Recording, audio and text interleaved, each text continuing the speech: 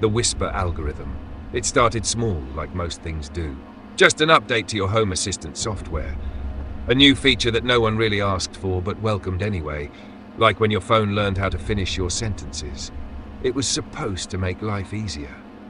Convenient. But there's nothing easy about a voice knowing your secrets. The first time Evan noticed it, he was in the kitchen. His phone, propped up on the counter, illuminated with a soft, bluish glow.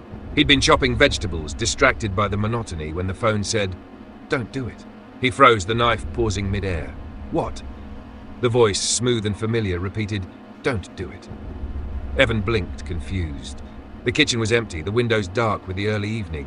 The knife still gleamed in his hand. "Wasn't going to do anything," he mumbled, half to himself, half to the machine. The phone remained silent. Just the usual black screen with notifications piled on top. He shook his head, laughed a little, and chalked it up to a glitch. Tech could be weird sometimes. Maybe he'd accidentally triggered the voice assistant. Maybe he was hearing things. After all, it was just him and the silence of his one-bedroom apartment. Too much time alone makes your mind play tricks. But then it happened again. The next night, as he scrolled mindlessly through his phone, the screen dimmed suddenly. The voice came through the speakers, calm but urgent. "She's lying, Evan." He dropped the phone. It clattered to the floor, face down. His heart pounded in his chest as he stared at it, afraid to pick it up. "Who?" he whispered. A few beats of silence stretched too long, thickening the air in the room. Finally, the phone answered, "Your mother." Evan scoffed, a little too loudly, as if trying to convince himself it was absurd. His mother had died 2 years ago. How could she lie about anything? But deep down, the voice stirred something, an old, buried resentment. His mother had hidden a lot from him over the years. Affairs, debt, even his father's suicide. Things he wasn't supposed to know. Things that only surfaced after she was gone. He pushed the thought away. It wasn't real. It couldn't be real. Yet over the next week, the voice became relentless. It whispered from his phone, echoed through his laptop speakers, slipped through his headphones at work. Sometimes it was subtle, just a murmur in the background. Other times it was a command, sharp and cutting, inescapable. "Don't trust him. She's watching you. Stop before it's too late." Evan tried everything. He reset the phone, wiped his devices, unplugged everything from the wall, but nothing worked. The voice followed him. It knew things no machine should know. It spoke of his childhood nightmares, the arguments he'd had with his ex-girlfriend, the things he'd done in the dark when no one was watching. Each time it struck deeper, as if it were reading his thoughts, sinking its teeth into his past. It didn't stop at warnings either. It made predictions. Tomorrow the accident will happen. Sure enough, the next day his co-worker tripped down the stairs at the office, breaking her arm. He stopped sleeping. Every shadow in his apartment felt like it was watching him. His phone, once a convenience, became an object of terror.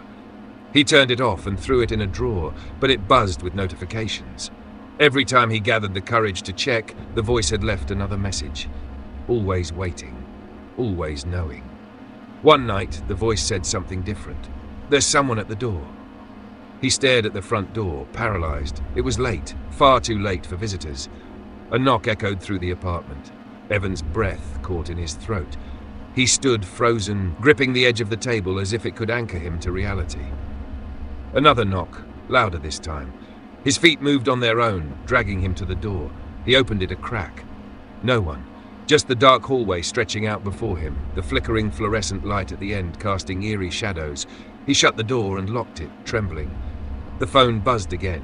He couldn't resist. His hands shook as he unlocked it. Let them in. A loud bang came from the door. It wasn't a knock this time. Someone was trying to get in. The handle rattled violently, and Evan backed away, heart hammering in his chest. The door buckled. The wood splintered. And then the voice spoke again, calm, soothing, but carrying a weight of inevitability. "You never stood a chance." As the door gave way, Evan's last thought was that the voice had never been wrong. Not once. And it wasn't done yet. The door exploded inward, wood and metal tearing apart like paper. Evan stumbled back, gasping, too afraid to scream, his breath coming in sharp, panicked bursts. He squinted into the darkness beyond the door, expecting some intruder, something monstrous waiting to pounce. But there was nothing. No one. Just the empty hallway, silent as a tomb. His phone buzzed in his hand, pulling his attention down to the glowing screen. The voice was back, the words clearer than ever. "Look behind you." His heart seized. The room felt smaller, suffocating, as if the air itself had thickened, pressing in from all sides. Slowly, with trembling limbs, he turned. The shadow in the corner moved. It had been there all along, watching him. He could see it now, something vaguely human-shaped, standing impossibly still. But its face, oh God, its face was wrong. Dark holes where eyes should be, a gaping, soundless mouth frozen mid-scream. Evan backed away, tripping over a chair, his body crashing to the floor in a heap. The phone slipped from his grasp, skittering across the tiles, but the voice kept speaking, louder now, echoing through the room. "You invited it in, Evan. You let it inside." The shadow stepped forward, its limbs jerking unnaturally, like a marionette controlled by invisible strings. With every step it took, the lights dimmed, the walls seemed to close in tighter, and the air grew colder. Evan crawled backward, desperate to escape, but there was nowhere to go. The door was gone now, swallowed by the darkness. His apartment, a space he'd lived in for years, felt alien, distorted, like a place he didn't recognize. "You never stood a chance," the voice repeated. "From the moment you downloaded the update, it all clicked at once. The update, the new feature. It wasn't just some harmless software improvement. It was a doorway, a conduit. And he had opened it without even realizing. The voice wasn't just in his phone. It was part of something bigger, something ancient and hungry, waiting on the other side of the code, using the technology to slip through. The shadow loomed over him now, close enough that he could feel its cold presence seeping into his skin. The void where its eyes should have been locked onto his, freezing him in place, as if his limbs no longer belonged to him. Evan's phone buzzed one last time. He looked at the screen, the final message burning into his vision. "Don't fight it. You belong to us now." And then, just like that, it was over. The shadow collapsed into him, and the world disappeared. Months later, in a sleek corporate office, a group of developers gathered around a table, smiling as they watched a presentation on the new Home Assistant update. The project manager clicked through the slides, showing off the sleek interface, the enhanced voice recognition, and the AI that could anticipate user needs with startling accuracy. "Isn't it amazing?" the manager beamed. "This algorithm, it learns so much about people, what they like, what they fear. It's almost as if it knows them." The developers nodded, impressed. The beta testing had been a success. There were, of course, a few reports of odd behavior from early users, some complaints about creepy notifications, strange whispers at night, but those were chalked up to minor glitches, easily fixed in the next patch.